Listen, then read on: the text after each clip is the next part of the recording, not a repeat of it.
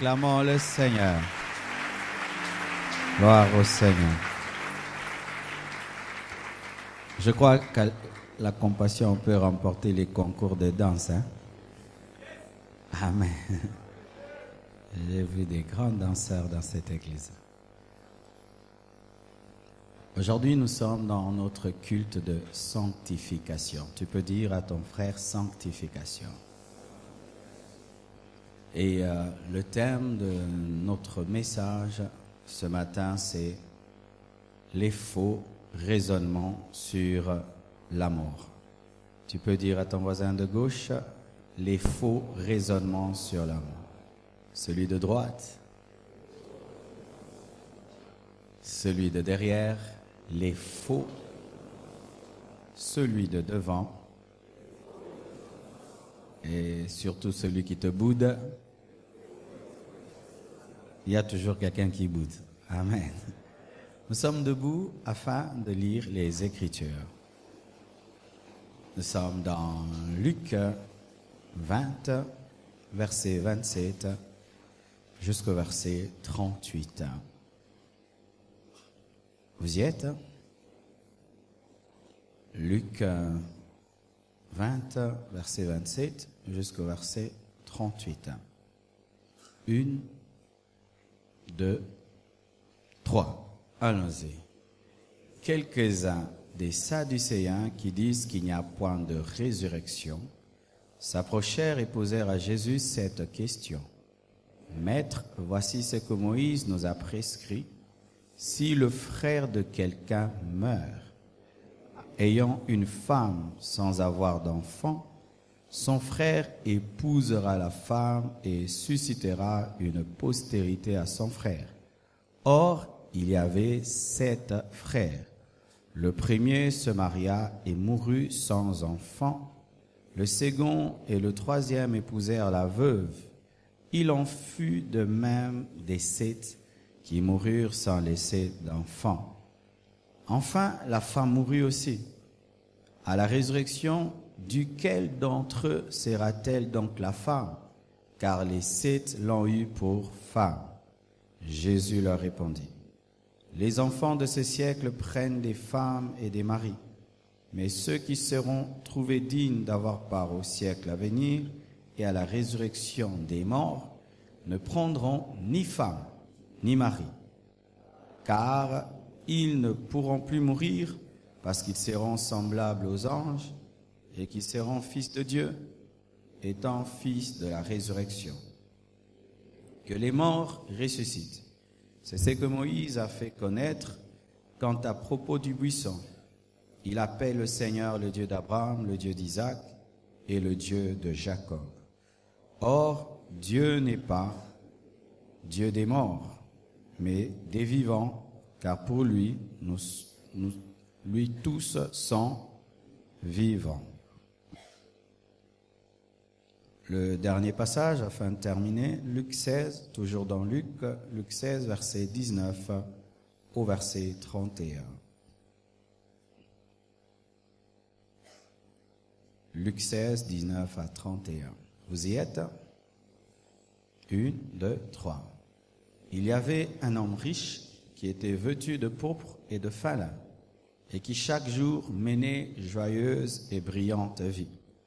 Un pauvre nommé Lazare était couché à sa porte couvert d'ulcères et désireux de se rassasier des miettes qui tombent de la table du riche, et même les chiens venaient encore lécher ses ulcères. Le pauvre mourut et fut porté par les anges dans le sein d'Abraham. Le riche mourut aussi et il fut enseveli. Dans le séjour des morts, il leva les yeux et tandis qu'il était en proie au tourment, il vit de loin Abraham et Lazare dans son sein. Il s'écria, « Père Abraham, aie pitié de moi, et envoie Lazare pour qu'il trempe le bout de son doigt dans l'eau et me rafraîchisse la langue, car je souffre cruellement dans cette flamme. » Abraham répondit, « Mon enfant, souviens-toi que tu as reçu tes biens pendant ta vie et que Lazare a eu les maux pendant la sienne. Maintenant, il est ici consolé et toi tu souffres. D'ailleurs, il y a entre nous et vous un grand abîme, afin que ceux qui voudraient passer d'ici vers vous ou de là vers nous ne puissent le faire. Le riche dit, je te prie donc, Père Abraham, d'envoyer Lazare dans la maison de mon père, car j'ai 5 frères. C'est pour qu'il leur atteste ces choses, afin qu'ils ne viennent pas aussi dans ce lieu de tourment. Abraham répondit, ils ont Moïse et les prophètes qui les écoutent. Et il dit, non, Père Abraham, mais si quelqu'un des morts va vers eux, ils se repentiront. Et Abraham lui dit, s'ils n'écoutent pas Moïse et les prophètes, ils ne se laisseront pas persuader quand même quelqu'un des morts ressusciterait. Que Dieu bénisse sa parole. Asseyez-vous, s'il vous plaît.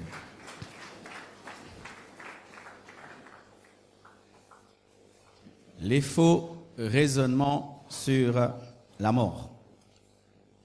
Un message important. Nous voyons déjà au travers du premier passage que nous venons de lire qu'au temps de Jésus-Christ, il y avait des faux raisonnements sur la mort. Certains, les Sadducéens, disaient qu'il n'y avait pas de résurrection de mort. Ils ne croyaient pas que l'homme puisse ressusciter après la mort. C'est ça les Sadducéens, c'est la doctrine principale des Sadducéens. Les pharisiens croyaient en la résurrection des morts, mais les Sadducéens n'y croyaient pas. Et lorsque même Paul a voulu diviser le Sanhédrin, il a affirmé qu'il croyait en la résurrection, ce qui fait que les pharisiens étaient de son côté et il avait pu diviser ainsi le Sanhédrin parce que les Sadducéens n'y croyaient pas.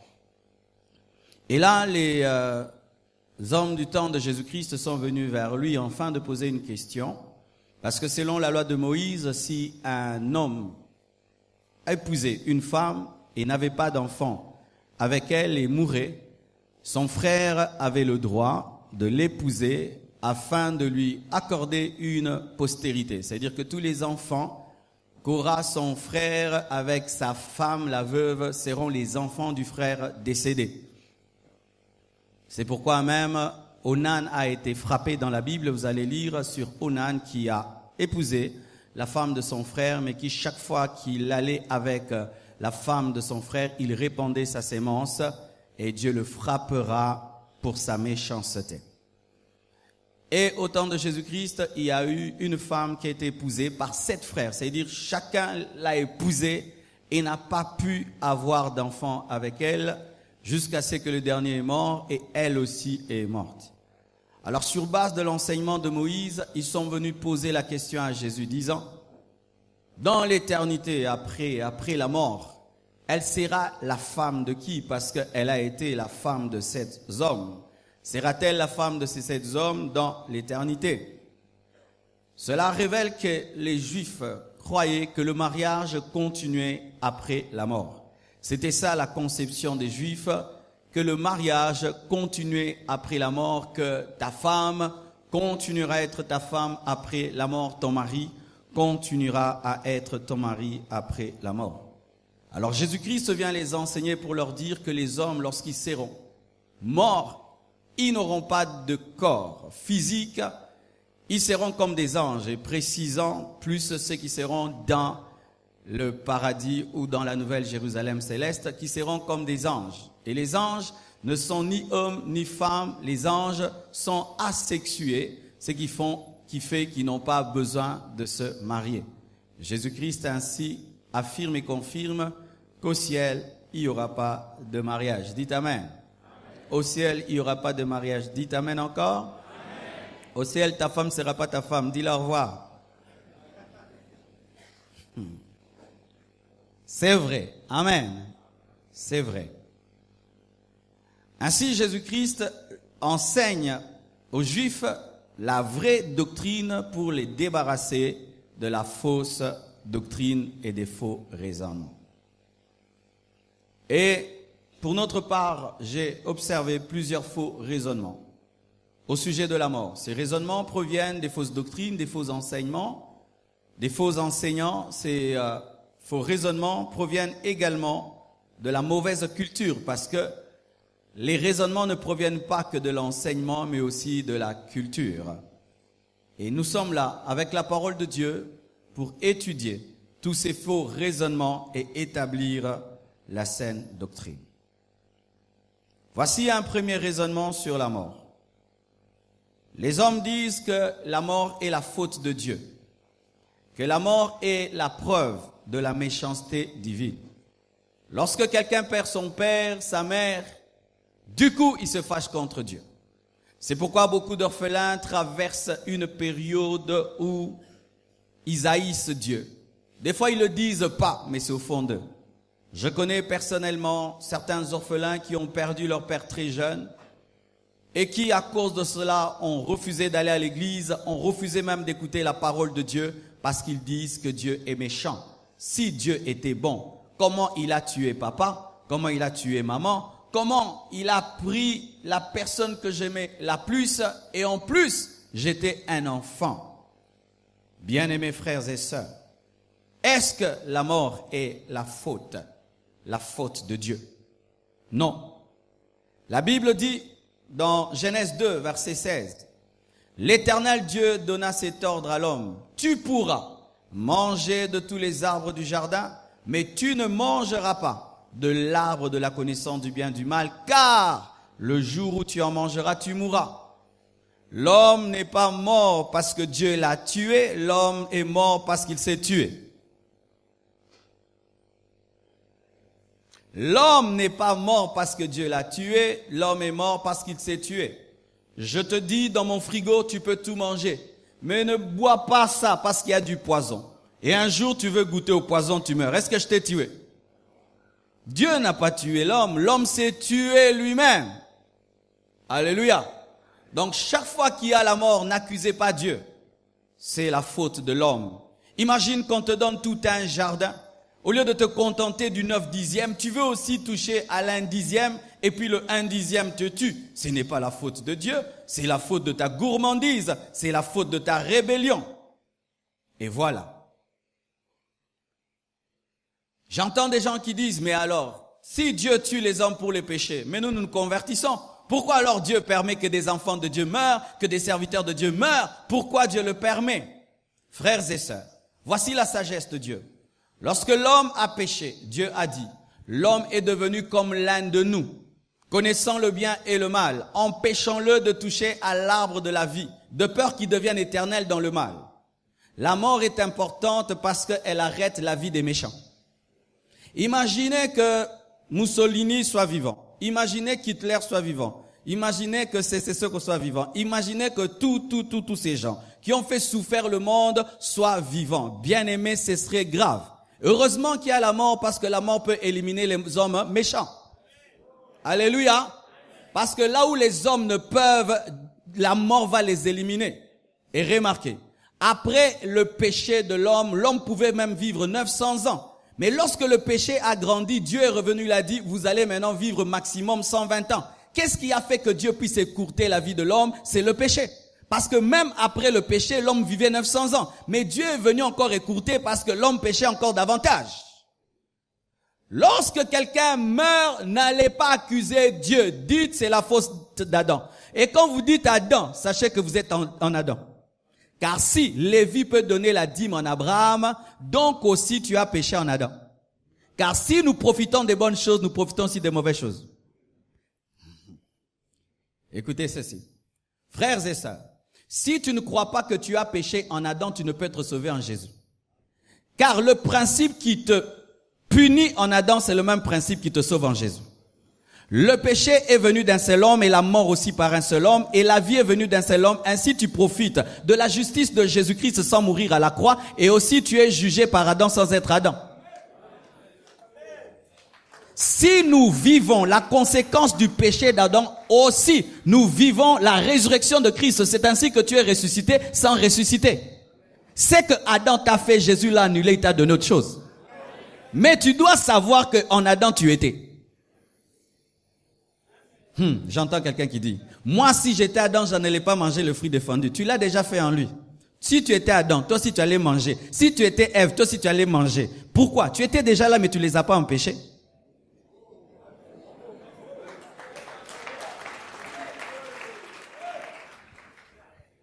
Si je vois le frère, c'est sûr qu'il a quelque chose de son père et de sa mère. Est-ce que tu l'as refusé? Alléluia. Que tu le veuilles ou pas, tu auras quelque chose de ton père et de ta mère. Et ainsi aussi, nous avons quelque chose de papa Adam et de maman Adam. Ainsi, quand tu meurs, dis c'est la faute de papa Adam et j'étais en lui. Alors quand papa Adam te tue, va maintenant vers le second Adam qui est Jésus-Christ, enfin qui te sauve.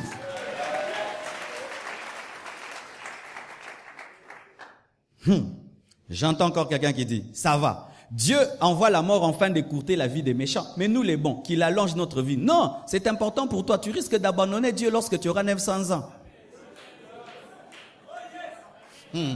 Imagine que tu t'es converti à l'âge de 40 ans et puis tu abandonnes Dieu à 900 ans. Bien aimé, toutes ces années de sainteté sont perdues. C'est pourquoi Dieu aussi écourte la vie du juste afin qu'il n'aille pas en enfer après avoir cru en lui. C'est pourquoi la Bible dit que si ces temps n'étaient pas écourtés, même les élus seraient séduits. Dieu écourte les choses pour te sauver. Ne recherchez pas une longévité que Dieu ne nous a pas accordée, vous risquez de l'abandonner. C'est pourquoi si un jour Dieu lui-même te dit, mon fils, demain tu vas mourir, bénis-le, il t'aime beaucoup, il te prend avant que tu puisses l'abandonner. C'est ainsi que la Bible dit qu'il y a eu un roi, le temps de la mort est arrivé, il a refusé, Dieu a prolongé, il a abandonné. Si tu restes sur la terre au-delà de ton temps, tu es un homme périmé et tu vas donner des problèmes ventraux au monde. Supposez que Jésus-Christ puisse exister jusqu'à l'âge de 50 ans. Qui va prêcher le jour de la Pentecôte, Pierre ou Jésus? Il était avantageux qu'il s'en aille afin que vienne le Saint-Esprit. Amen. Deuxième fausse doctrine, pensée sur la mort. En Afrique, la mort est souvent causée par la sorcellerie. Alors que la Bible dit dans Genèse 3, verset 19, c'est à la sueur de ton visage que tu mangeras du pain jusqu'à ce que tu retournes dans la terre d'où tu as été pris, car tu es poussière et tu retourneras dans la poussière. Mais le problème en Afrique, c'est que lorsqu'il y a un mort, on commence à rechercher la vieille dame qui pleure beaucoup. Et il paraît que souvent, les sorciers sont toujours à côté du mort et souvent ce sont eux qui pleurent beaucoup parce qu'ils l'ont mangé en fin de flatter. Bien aimé, pensez-vous que la sorcellerie est sur le visage ou dans le cœur? Des fois, vous chassez des vieilles dames qui ne sont pas des sorcières et vous accueillez des sorciers qui viennent de Paris très parfumés. D'ailleurs, les plus grands sorciers qui détruisent le monde ne sont pas vilains, ils ne sont pas des vieillards, ce sont des beaux, ils sont beaux, ils passent à la télévision, ils sont sur... Vous les aimez beaucoup et ils chantent la sorcellerie, ils disent qu'ils sont des sorciers, ils disent eux-mêmes qu'ils sont des démons, mais ils sont des démons griffés, ils sont des démons parfumés, vous les attrapez pas. Bien aimé, la mort ne provient pas du sorcier, la mort provient de la parole de Dieu. Tu es poussière, tu retourneras à la poussière. Car même le sorcier ne peut te tuer si la Bible n'a pas dit que tu es poussière. Le sorcier, en tuant quelqu'un, n'invente pas la mort. Il entre seulement dans tu es poussière, tu retourneras à la poussière. Mais il mange les personnes comestibles. Et il ne peut te manger toi, parce que lorsque tu es un païen, tu es une chenille qui est comestible, mais lorsque tu te convertis, tu connais ce qu'on appelle la métamorphose et tu deviens un papillon qu'on ne peut manger. Ainsi, toi, ce qui peut te tuer, c'est seulement le plan parfait de Dieu, mais jamais un sorcier. Mais un païen qui est ici, je t'assure, tu es comestible, tu es une chenille, bolambayo nalikayabu.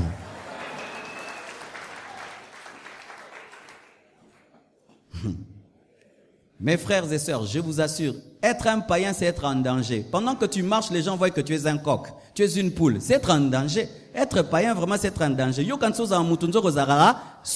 Tu t'imagines ça? C'est-à-dire, quelqu'un va dans la sorcellerie, il donne une poule et la poule, c'est toi.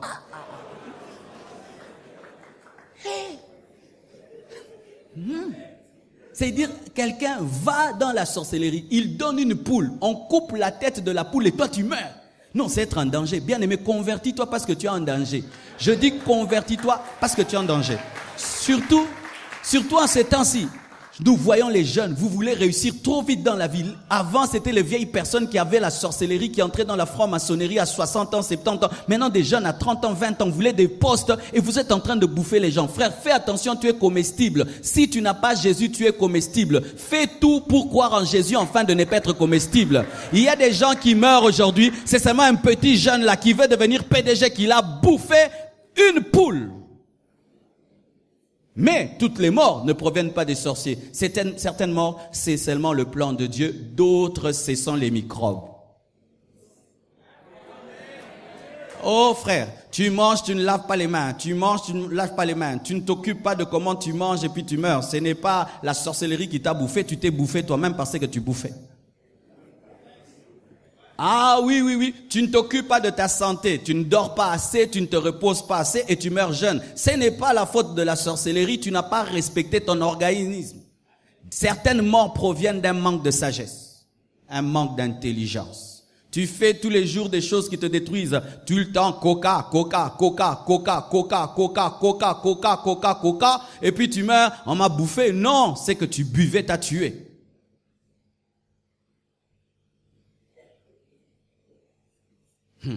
Une autre chose, c'est une doctrine qui provient de la politesse et de l'hypocrisie. Tout le monde va au ciel. Vous allez voir lorsque vous allez dans un deuil, tout le monde dit des belles paroles. C'était un homme merveilleux, le meilleur voisin du quartier. Nous n'avons jamais connu un tel papa dans ce quartier. Alors que c'était un papa coureur de jupons qui a croisé des filles dans le quartier, mais personne ne va dire papa, non, tout le monde va dire c'était un homme bien. Nous avons étudié ensemble à l'internat, c'était un homme formidable. Ce n'est pas parce qu'on dit des bonnes choses sur toi que tu es bon. Et ce n'est pas parce que les voisins n'ont pas le courage de dire ce que tu es ce qu'ils disent. Non, Dieu qui connaît toutes choses te connaît. Bien-aimés frères et sœurs, tous les morts ne sont pas des bons morts. Il y a des mauvais morts. Je dis il y a des mauvais morts. Tu meurs et tu vas dans le feu. Tu meurs impie, païen. Tu meurs pécheur. Le témoignage des hommes, ce n'est pas ce qui garantit le ciel. Alléluia. Je dis les témoignages des hommes ne garantissent pas le ciel parce que les hommes sont hypocrites et ils ne veulent pas des problèmes. Tu t'imagines, tu vas dans un deuil, tout le monde parle du bien du mort et puis tu te vas dire t'es azena nyongonanga.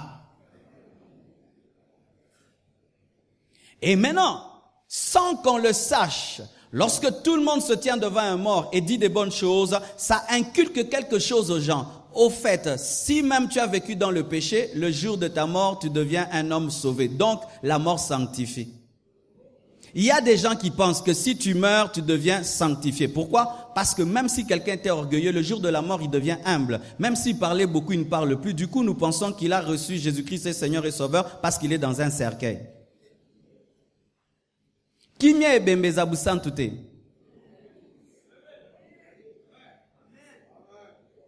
Alléluia. Même l'homme le plus orgueilleux, le jour de la mort, il est très humble. Vous pouvez l'insulter, il dira rien. Et tout d'un coup, on a tous pitié de lui et on dit, il faut zakeka à l'eau là. Bien aimé, ce ne sont pas les souhaits qui amènent au ciel. C'est croire en Jésus pendant qu'on est vivant, se repentir. Ce ne sont pas les souhaits. Et non, oh Dieu, on entend tout le monde qui dit que Dieu reçoive son âme. Comme si tu es devenu Jésus-Christ afin de sauver les âmes. Seigneur reçoit son âme. Prions que Dieu reçoive son âme. Il n'y a pas de prière pour que Dieu reçoive une âme. C'est à toi de donner ton âme toi-même. Si tu ne donnes pas ton âme, Dieu ne reçoit pas ton âme par des souhaits des âmes. Que Dieu reçoive son âme, que ton âme repose en paix. Ce ne sont pas les gerbes de fleurs qui déterminent la destination. Je dis, ce ne sont pas les gerbes de fleurs qui déterminent la destination. Personne ne dit sur les gerbes de fleurs, Kendeli Felo. Mais je crois que si nous devenons sincères, ayant un esprit prophétique, tu peux écrire, Kende Bisiko Bandai Kolingako Kende, gerbes de fleurs. Bouh! Donnez-moi un amen que je parle. Toute sa vie, il était dans la musique du monde. Toute sa vie, la musique du monde. Mais le jour du deuil, on met la musique chrétienne. Mettez-lui sa musique là. Mettez-lui sa musique.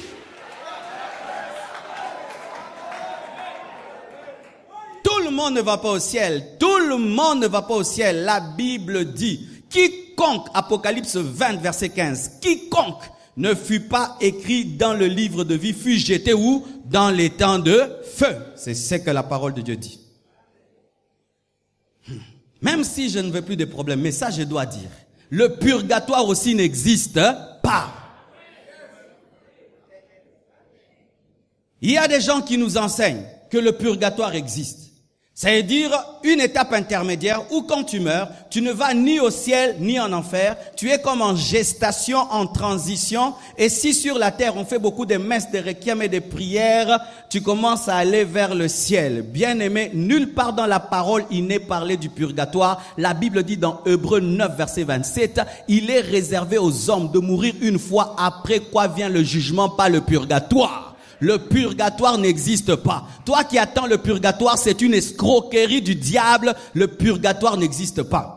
Et toutes les personnes qui enseignent le purgatoire ne trouvent pas les versets de Genèse, Apocalypse. Ils trouvent les versets dans les Syracides, dans les Maccabées, qui n'ont pas d'autorité doctrinale, mais qui sont comme des brochures. Ça va. Réfléchissons ensemble. Si les hommes meurent et puis vont dans un état intermédiaire, et nous devons prier pour qu'ils aillent au ciel, pourquoi alors nous servons Dieu pendant que nous sommes vivants? Abandonnons Dieu et donnons-nous à chacun l'argent, disant, si moi je meurs avant toi, je te prie de payer un prêtre pour qu'il puisse faire 90 messes de requiem afin de me rassurer vraiment que j'irai au paradis. Quelle escroquerie! Si tu n'as pas donné à Dieu ta vie, il n'a que faire de ta mort. Si tu n'as pas donné à Dieu ta vie, il n'a que faire de ta mort. Quelqu'un qui toute sa vie a dit que Dieu n'existe pas, il meurt et puis on prie pour lui va au ciel. Bien aimé, toi, bois à ma Bible alors. Quelle escroquerie! Et qui enseigne ça? Un théologien qui a maîtrisé le grec, l'hébreu. Lorsque quelqu'un a la connaissance, mais il prêche des fausses doctrines, si quelqu'un enseigne mal parce qu'il ne connaît pas la Bible, donc il ne connaît pas, c'est pourquoi il enseigne mal. Mais si quelqu'un connaît la Bible, il enseigne mal, donc il a l'intention d'enseigner mal.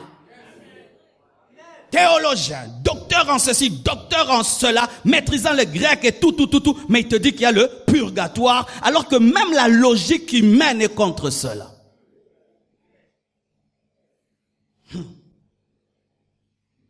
Et ainsi, nous voyons même des chrétiens, le jour qu'un membre de la famille meurt, au lieu qu'on aille vite l'enterrer, on est en train d'attendre qu'on puisse jeter sur son corps et sur le cercueil quelques gouttes d'eau bénite et un peu d'encens. Et ils attendent ça. Et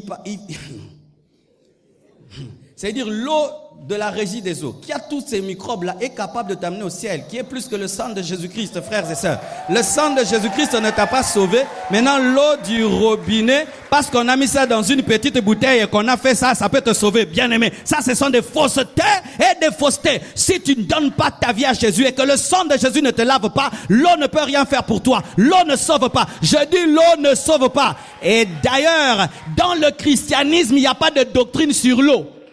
Il n'y a pas de doctrine sur l'eau, l'eau bénite, non. On nous parle que de l'huile pour la guérison des malades, point. Il n'y a aucun verset sur l'eau. L'eau sauvait quelqu'un, l'encens, la fumée sauvait quelqu'un. Si l'œuvre de la croix ne sauve pas un homme, comment est-ce que la fumée peut sauver? Et maintenant, des fois, on vous passe ça, vous vous tenez tous là, chacun doit tenir ça, tu fais ça, et puis l'autre il fait ça. Bien aimé, tourne au talangoye le cas. Que personne ne te pose sa foi, que personne ne t'impose sa foi. Je dis que personne ne t'impose sa foi. Quand ça passe là, ça arrive à toi. Je ne le fais pas, je ne crois pas en ça. Bien aimé, défendez votre foi. Alléluia. Et ces choses, on va au cimetière et quand on revient, il y a un gros bassin d'eau. Tout le monde doit se laver dedans. Tous les microbes dedans. Toi aussi qui es intelligent, tu te laves avec des microbes. Pourquoi? Pour que les esprits qui sont dans les cimetières ne te suivent pas. Mais pourquoi quand tu reviens aussi de l'hôpital, tu ne laves pas les mains pour que les esprits de maladie ne te suivent pas? Pourquoi quand tu reviens de la prison, tu ne laves pas les mains pour que l'esprit de prison ne te suive pas?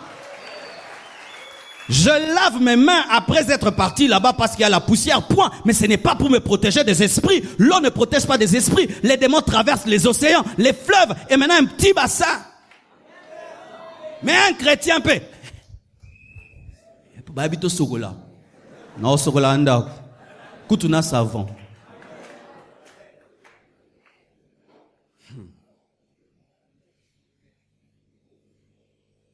Et d'autres enseignent la réincarnation.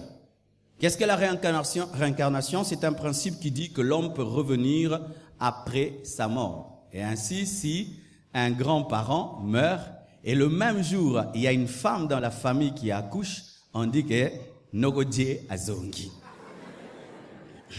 Et puis on lui donne le nom de Nogodje. Et on commence tout le temps. Vous savez, quand tu veux chercher des similitudes, tu les trouveras toujours, n'est-ce pas? Tu vois pas ce que tu cherches. C'est vrai. il y a des livres occultes qui présentent des preuves de la réincarnation. Ah oui, une fois je contredisais les gens qui enseignaient la réincarnation à l'école, quand on était à l'internat. Et il y a un qui était dans le bouddhisme, il m'a donné un livre et il m'a dit, regarde, ce jeune était mort, je crois c'était au Japon, dans un village, et puis, un papa est mort dans un village quelque part, et puis un enfant est né d'un autre côté et il racontait la vie de ce papa, et pour eux c'était la preuve que la réincarnation existe, parce qu'ils se disaient comment cet enfant peut connaître la vie de quelqu'un d'autre. Et il disait, dans l'autre vie, j'étais ceci et j'avais tel enfant, et c'était vraiment les enfants de cette personne décédée, et un bébé ne pouvait pas connaître cela. Et comment? C'est facile. Satan lui a dit. Satan lui a dit, bien-aimé, si vous pensez que révélation est le signe de la doctrine véritable, c'est une erreur, parce que les mbikoudi aussi révèlent des choses. Tu peux aller chez un mbikoudi, il te dit qu'il a volé, il peut te donner le nom de quelqu'un dans la famille, ce n'est pas pour autant que c'est Dieu. La femme qui avait l'esprit de Python a pu révéler que Paul était un vrai serviteur de Dieu. Ce n'est pas parce que quelqu'un dit des choses qui sont vraies qu'il est vrai. Le diable aussi a un esprit aussi de révélation, mais de fausses révélations. Alors si vous croyez aux témoignages parce qu'ils sont logiquement vrais, et vous ne vérifiez pas la parole de Dieu, vous allez croire en n'importe quoi. C'est pourquoi, frères et sœurs, beaucoup de gens aujourd'hui sont en train de prier Marie parce qu'ils invoquent Marie et ils vivent des résultats. C'est pas parce que tu invoques Marie et tu vis les résultats que Dieu est dans cela. La Bible dit clairement que tu ne dois pas prier les morts. Et ce n'est pas parce que tu vis un résultat en priant les morts que tu dois continuer à prier les morts. Tu dois arrêter de le faire parce que c'est un démon qui t'exauce. Et c'est un démon qui révèle à un tel enfant la vie de quelqu'un d'autre. Parce que le diable peut venir, il voit que tel est mort, et puis un esprit impur possède un enfant, et cet enfant connaît les choses. Quand nous étions des enfants, il y avait des gens dans le quartier, il n'a pas le don de guérison, il n'a pas cru en Jésus. Si tu te casses, il te touche, tu es guéri. Vrai ou faux? Alors, est-ce qu'on va dire qu'ils ont l'onction de Dieu et ils se transmettent le don de génération en génération, un don héréditaire? Est-ce que parce qu'il y a des miracles que c'est Dieu? Est-ce que parce que cet enfant a la révélation que c'est Dieu? La réincarnation n'existe pas. Mais c'est terrible, bien-aimé. S'il n'y a pas la réincarnation, c'est grave. Parce que tu n'as pas de vie. Tu ne reviendras pas sur la terre. Tu n'as que cette vie. Et si tu vis cette vie au brillant, bien-aimé, tu vas perdre ton éternité. Vivez votre vie pleinement parce que vous n'avez pas de vie. S'il y a deux vies, il faut qu'il y ait deux croix. Car pour chaque vie, il faut qu'il y ait une croix. La seule croix de Jésus est la preuve que tu n'as qu'une seule vie. Sinon, Jésus allait mourir plusieurs fois pour toutes les vies que tu allais avoir. Mais maintenant, tu gâches ta vie. Tu vis dans le péché. Tu dis, demain, je veux servir Dieu. Demain, je veux craindre Dieu. Bien-aimé, tu n'as pas demain. Tu n'as que cette vie. Vis-la pleinement. Dans leur principe, ils disent quoi? Que lorsque tu reviens sur la terre, tu viens te perfectionner. Ainsi, c'est que tu n'as pas pu faire dans l'autre vie, tu peux le faire dans cette vie-ci. Ainsi, tu reviens dans un cycle infernal jusqu'à ce que tu atteignes la perfection. Mais Dieu te révèle que tu peux atteindre la perfection dans cette seule vie.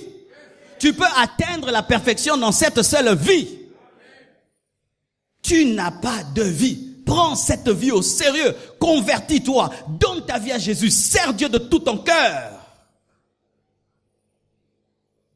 Et d'autres disent que les morts nous écoutent quand nous leur parlons.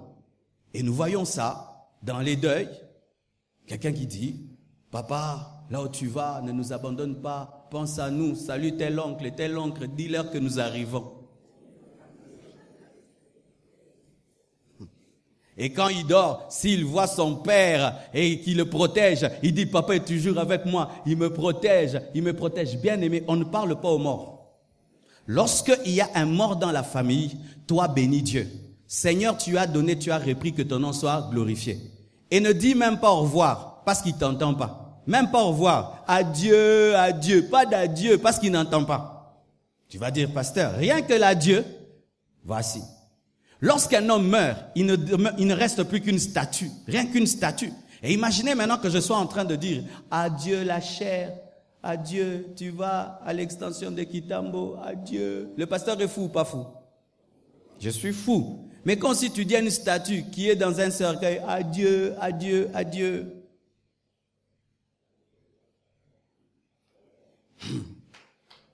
Il ne t'entend pas, mais tu lui parles. Ça veut dire quoi? Tu parles à une statue.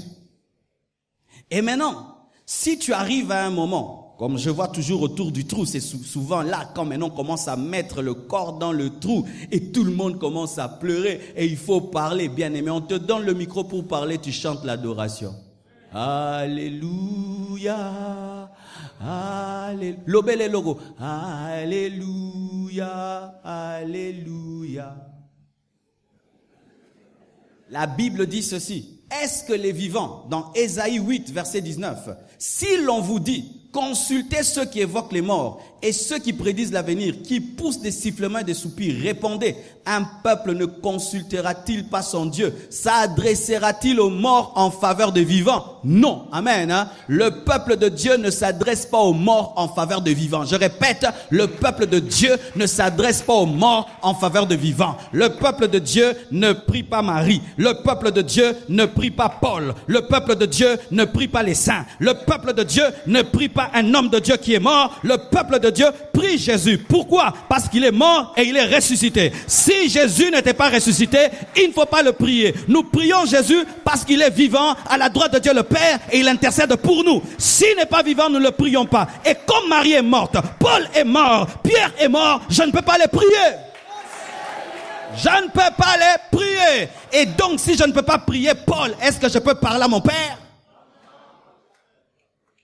Alléluia. Et des fois, qu'est-ce que vous faites? Vous allez, après la mort, vous arrangez le tombeau. Il n'y a pas de problème. Vous pouvez arranger le tombeau. Vous pouvez tout arranger, mais vous ne pouvez pas parler. Oh, tu nous manques. Tu ne peux pas dire tu nous manques. Tu dis tu nous manques à qui? À une pierre. Tu dis tu nous manques à qui? À des os. Il ne t'entend pas. Il ne t'entend pas. Mais tu peux arranger, tu mets des fleurs, si seulement pour que ce soit beau. Mais tu ne mets pas des fleurs parce que tu lui offres des fleurs, c'est un culte aux morts. Je répète. Tu peux mettre des fleurs sur un tombeau seulement pour que ce soit beau, c'est le tombeau de quelqu'un que tu aimes. Tu ne veux pas que ce soit sale, c'est tout. Mais si tu mets des fleurs comme si tu offrais aux morts, si tu arranges comme si tu offrais, c'est un culte aux morts. On n'offre pas des fleurs aux morts. Et d'ailleurs, lorsque même nous prenons des gerbes de fleurs et que nous mettons là, nous n'offrons pas aux morts, c'est un signe seulement de compassion envers la famille décédée, éprouvée. Quand tu prends une gerbe de fleurs et tu déposes devant un cercueil, si dans ta pensée tu offres aux morts, c'est un péché, c'est un culte aux morts. Mais si tu mets ça pour seulement signifier à la famille, nous sommes avec vous, nous sommes touchés, c'est bon. Mais si c'est une offrande, un cadeau que tu donnes à un mort, c'est un culte. Et vous voyez combien de fois nous péchons dans les deuils. Pourquoi? Nous faisons les choses parce que tout le monde les fait sans les étudier à la lumière des Écritures.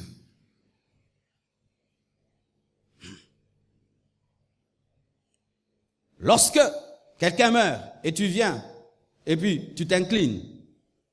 Quand tu t'inclines pour dire aux morts, je te respecte, ou bien tu cherches à voir. Je préfère aller, je vois, et je me dis, nous sommes poussière. Moi, c'est ce que je fais. Je regarde, nous sommes vraiment poussière. Nous retournerons à la poussière. Mais, pourquoi? Il est chef. C'est une autorité. Il est digne d'adoration. Mosala Ango. Je crois que nous allons changer dans les deuils. Acclamons le Seigneur.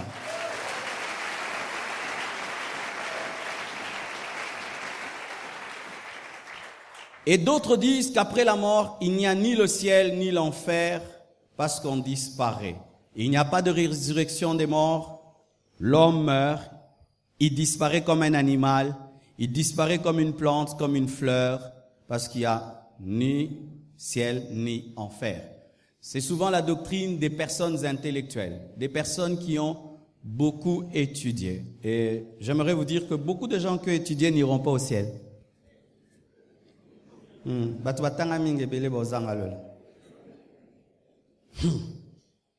La preuve, la plupart des apôtres de Jésus-Christ étaient des analphabètes. Et vous savez pourquoi les intellectuels ne croient pas, n'iront pas facilement au ciel? C'est parce qu'ils sont tellement intelligents qu'ils pensent qu'ils peuvent maîtriser Dieu avec la tête. Alors tu peux leur parler du ciel et de l'enfer, ils te disent, mais il n'y a pas de preuve scientifique sur le ciel et l'enfer. Pasteur, toi-même qui en parles, est-ce que tu as déjà été? Alors, mais comment tu es en train de parler des choses que tu ne peux pas démontrer?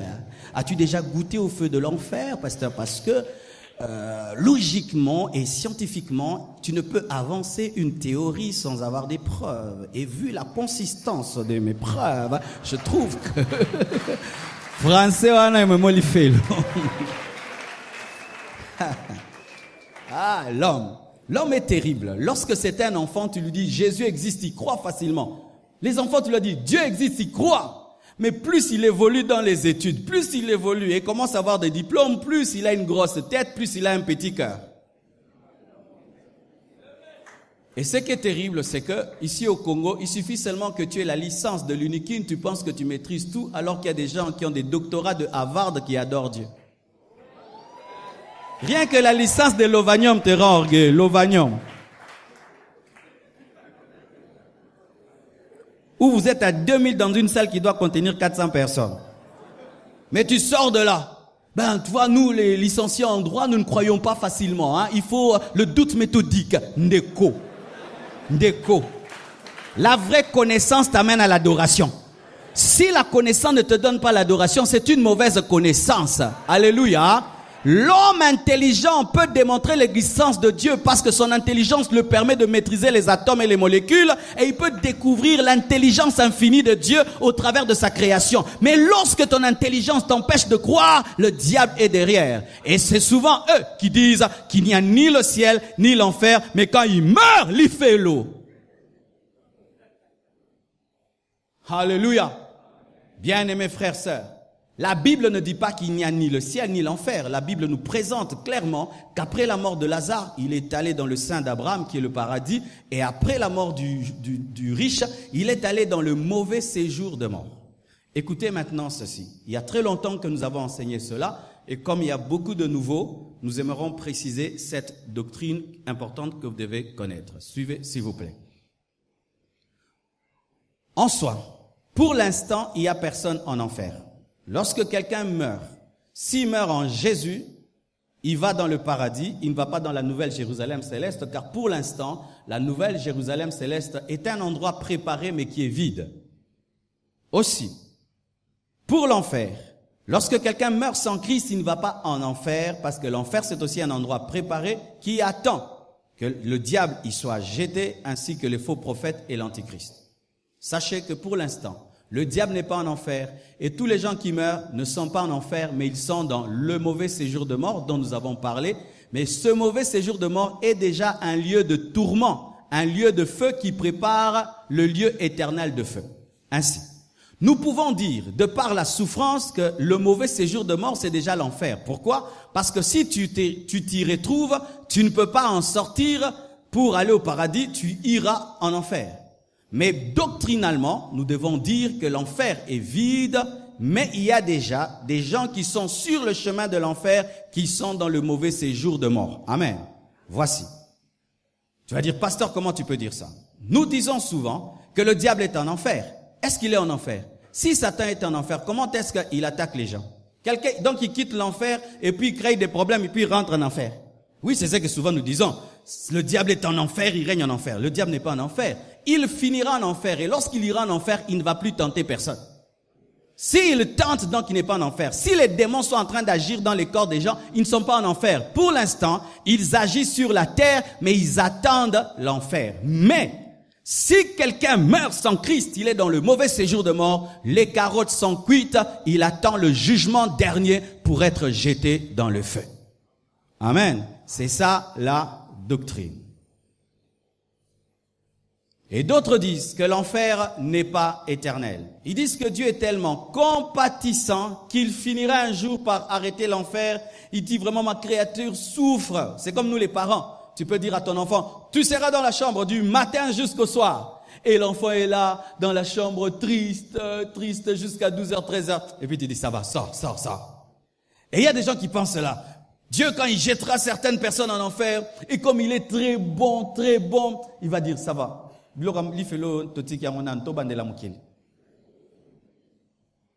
Que dit la Bible à ce sujet?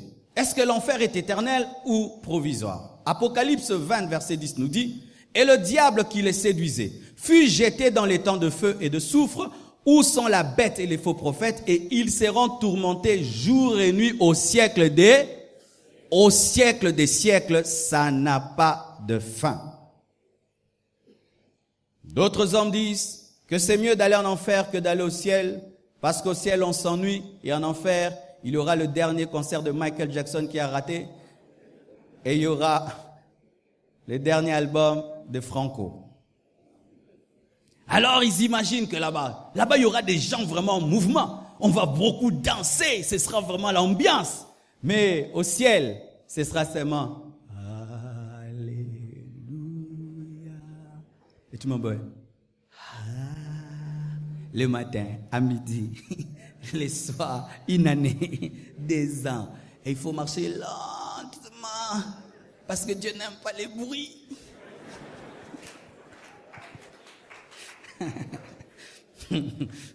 Et on nous présente un Dieu assis sur une chaise, un vieillard tout blanc, dépassé.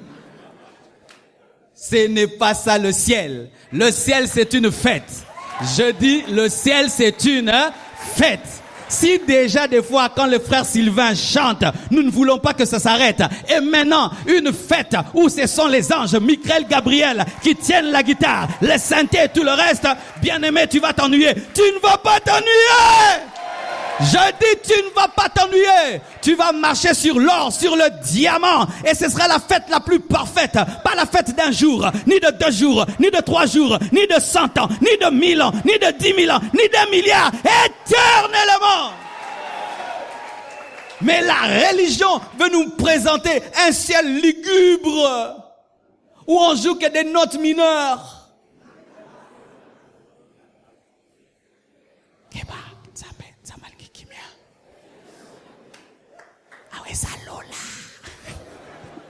Non, au ciel c'est la joie. Oh, mon frère, toi aussi tu es au ciel. Oh, c'est merveilleux. Nous étions vraiment déterminés et nous sommes allés jusqu'au bout. Dieu est fidèle. Regarde ce ciel, regarde la gloire de Jésus-Christ de Nazareth. Allons voir Papa Jean-Marie qui est de l'autre côté. Papa Jean-Marie, comme Alléluia.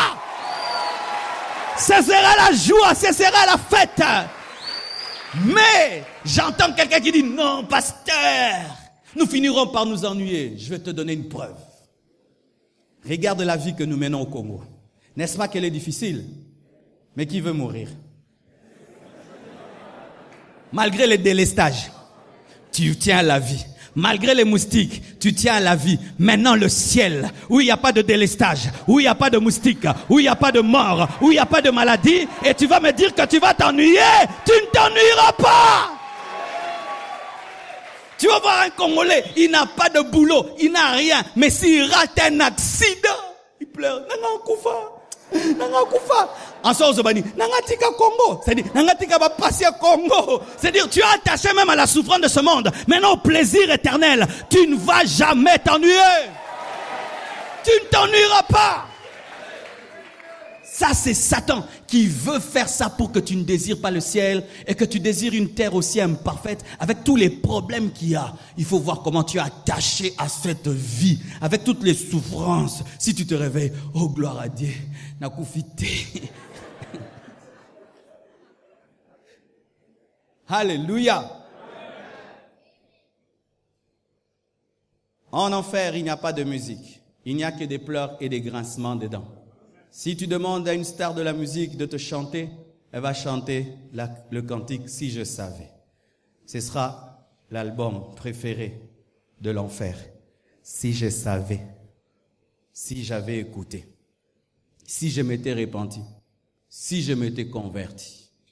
Les gens vont pleurer, vont regretter.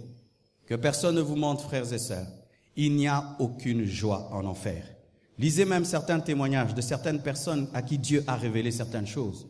Certaines, c'est vrai aussi, ils mettent des fausses doctrines, mais d'autres ont une vraie doctrine, mais aucune d'elles ne présente l'enfer comme étant un endroit de joie et de paix. Et les personnes qui souffriront davantage en enfer, Ce sont les personnes qui avaient la connaissance de la vérité, mais qui l'ont négligée. Frère, tu vois un païen, il ne connaît rien de tout ce que je suis en train d'enseigner, il refuse de croire, il finit en enfer. Mais quelqu'un qui connaît, on t'a présenté Jésus, et puis tu vas en enfer, tu dis, ce sont les choses qu'on m'avait déjà annoncées, mais j'ai été têtu. Tu seras le plus malheureux.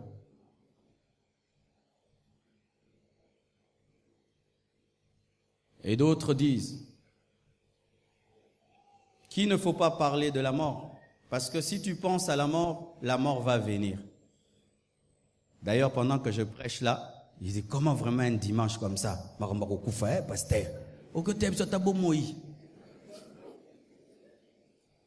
Jésus a parlé de la mort. Il a même parlé de sa propre mort.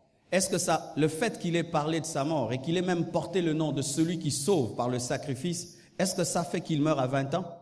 Penser à la mort et parler de la mort ne te tue pas. Au contraire, ça te permet de vivre comme un pèlerin. Dis à ton voisin, tu es un pèlerin. Amen.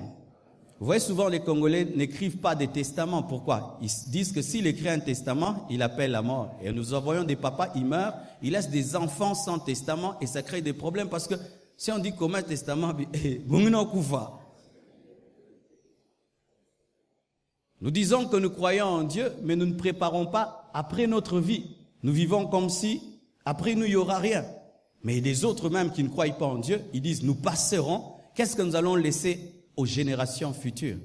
Bien-aimés, ce n'est pas parce que tu penses à la mort que tu vas mourir. Si tu penses à la mort, tu vas bien vivre parce que tu sais que Dieu va soit te juger ou te récompenser dans l'éternité. Amen. Et je termine. Je termine en disant ceci. En matière de mort, souvent, il y a une fausse pensée. Nous pensons que ce sont seulement les autres qui mourront. Et lorsque nous lisons l'histoire des 7 jeunes qui ont épousé cette femme, tous sont morts. Et la femme n'était pas morte. Mais la Bible dit, la femme mourut aussi. Amen. Hein? C'est-à-dire qu'après que les autres soient morts, elle aussi, elle a fini par mourir. Bien-aimés frères et sœurs, c'est vrai que nous n'aimons pas l'entendre. Mais nous aussi, si Jésus tarde, nous mourrons aussi. Vrai ou faux? Vrai ou faux?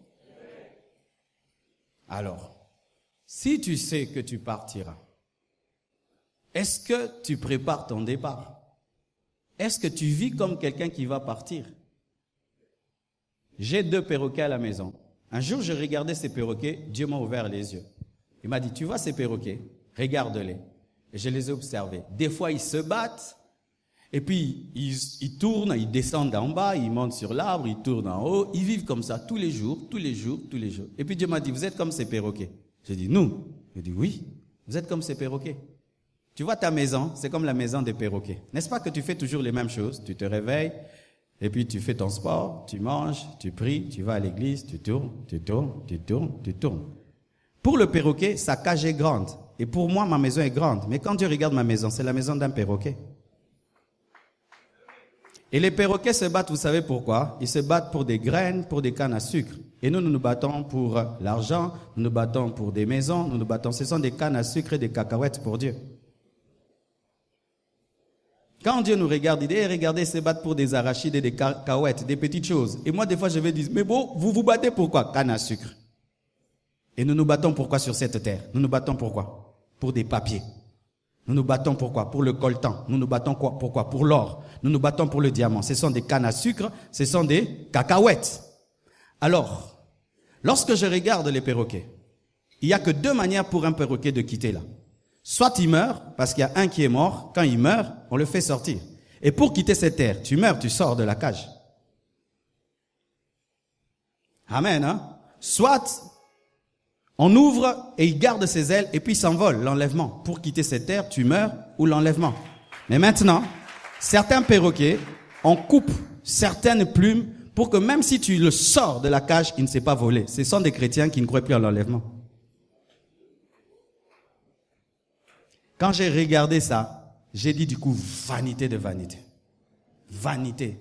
Ça, des cacahuètes, des arachides, des cacahuètes.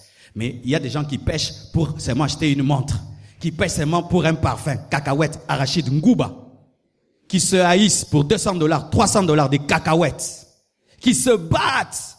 Pourquoi? L'un veut monter, l'autre veut monter en haut là-bas. Ils se battent. Vous voyez, la cage, elle est toute petite, mais des fois, ils se battent seulement pour être en haut comme ça. Tu te bats pour l'élévation. L'élévation où? Dans une maison de perroquet.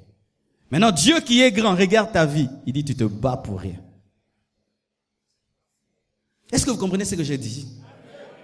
Dis, regarde ton voisin. Dis, je t'aime. Totika bitumba pamba. Congo, totika bitumba pamba. Nous nous battons pour rien. Pour des choses éphémères, des choses qui passent. Et vous savez, quand ils se battent pour les cacahuètes, moi je dis, mais je peux vous en mettre beaucoup. On peut même vous ajouter plein. Et des fois aussi, nous nous battons comme ça. Tu te bats pour un $100, $200. Mais Dieu dit, je peux même te donner des millions. Pourquoi tu as de la haine pour l'autre? Je peux ajouter les cacahuètes. C'est pourquoi ce matin, j'aimerais faire un appel simple pour des personnes qui ne sont pas prêtes à mourir. Si tu meurs, tu sais que tu vas aller dans le mauvais séjour de mort. Si tu meurs, tu es sûr que toi, tu es perdu pour l'éternité. Je t'assure, le Seigneur m'a demandé ce matin de parler seulement pour que tu sois sauvé, pour qu'il te donne l'assurance du salut et que tu vives éternellement. Que Dieu vous bénisse abondamment.